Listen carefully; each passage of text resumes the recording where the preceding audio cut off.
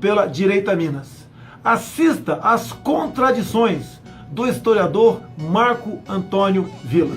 Mas no período militar, Villa, você comprava, você tem a minha idade, você deve talvez lembrar de pessoa mais velha que você. Fui processado pela Lei de Segurança Nacional, deputado. Tudo bem, se foi merecido ou não. Não, eu defendi a liberdade, a democracia, o direito, por exemplo, da gente ter esse debate. No período militar, nós não estaremos na Jovem Pan com essa liberdade, o senhor sabe. O senhor sabe, né? Tem que destacar é que o período 64, 68, na questão que você colocou, como é possível chamar de ditadura? Ele precisa mudar o dicionário. O conceito de chamar o Bobbio, se fosse possível chamá-lo, e mudar o conceito de ditadura no dicionário de política. Por quê? Nós tivemos em 64, em 68, eleições diretas para governadores em 65, outubro, para 11 estados, porque não era coincidente as eleições, com o quadro partidário anterior.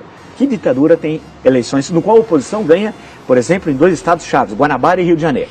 Tivemos eleições em 66, tivemos eleições em 68, que ditadura tem passeata dos 100 mil? Como tivemos no Rio de Janeiro. Você nem começa a fazer a passeata. E teve a passeata dos 100 mil. Que ditadura tem os festivais de música popular que nós tivemos aqui no Brasil entre 64 e 68? Que ditadura tem o movimento artístico, o teatro, por exemplo, que nós tivemos no período teatro de conquistação? O senhor está Não, eu quero saber uma coisa. Eu quero que você me diga não venha com mentiras aqui que não vai colar. Não é mentira. Não venha com historinha que não vai colar. Não é mentira. Falar que você não tinha liberdade para militar, você está de brincadeira. Com direito a censura, você está de brincadeira. Número 5, você está de brincadeira. Tinha dezenas, centenas de... O entendimento... Pois é, mas não teve censura? Muito pouco. O shopping, é bom lembrar que a ditadura criou o Embrafilme para apoiar o cinema nacional. Eu queria saber que ditador na América Latina criou uma empresa para apoiar o filme nacional. Mas vê como que a coisa é diferente aqui. Então, período 68, 78. Agora veja a contradição. Por isso que a gente não deve temer. Se construiu uma leitura do regime militar que me parece muito equivocada. Se o AI-5, como é sabido, vigorou de 13 de dezembro de 68 a 31 de dezembro de 78, em 74... nós tivemos uma eleição relativamente livre para o Senado. O Brasil tinha 22 estados. O MDB, a oposição, ganhou em 16. Perdeu em 6. Na verdade, perdeu em 5. E no Maranhão era candidato único da Arena. Né? E o que aconteceu?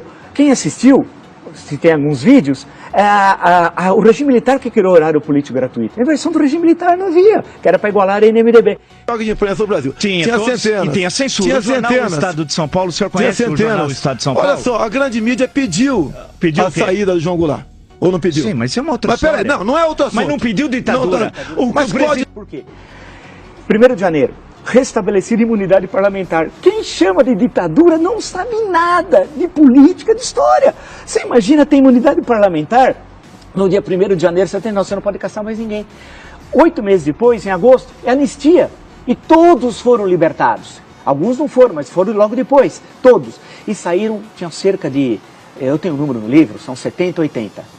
É bom lembrar que no Estado Novo tinha 10 vezes mais, quando veio a anistia em 45. Aí, eleição de 82, chamada de ditadura, eleições que você tem 5 partidos, um dos quais se proclamava socialista, Partido dos Trabalhadores. E com a vitória da oposição em São Paulo, Franco Montoro, Minas, Tancredo Neves, Rio, Leão Brizola, não só a vitória, mas a posse. Então, chamar o período 79 a 85 e em 84, especialmente entre janeiro e abril, a campanha das diretas. Quer dizer... Mas isso já era o fim da ditadura. Mas não é mais ditadura. Tá bom.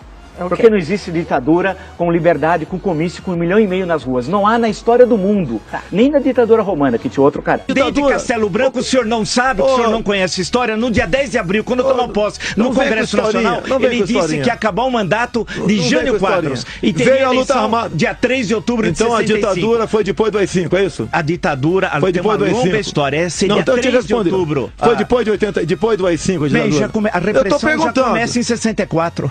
A repressão começa em 64. O povo pediu a saída do João Goulart. Pediu, mas não queria ditadura. A Igreja Católica... Mas que ditadura? Democracia. O que é ditadura? É a supressão das liberdades dele.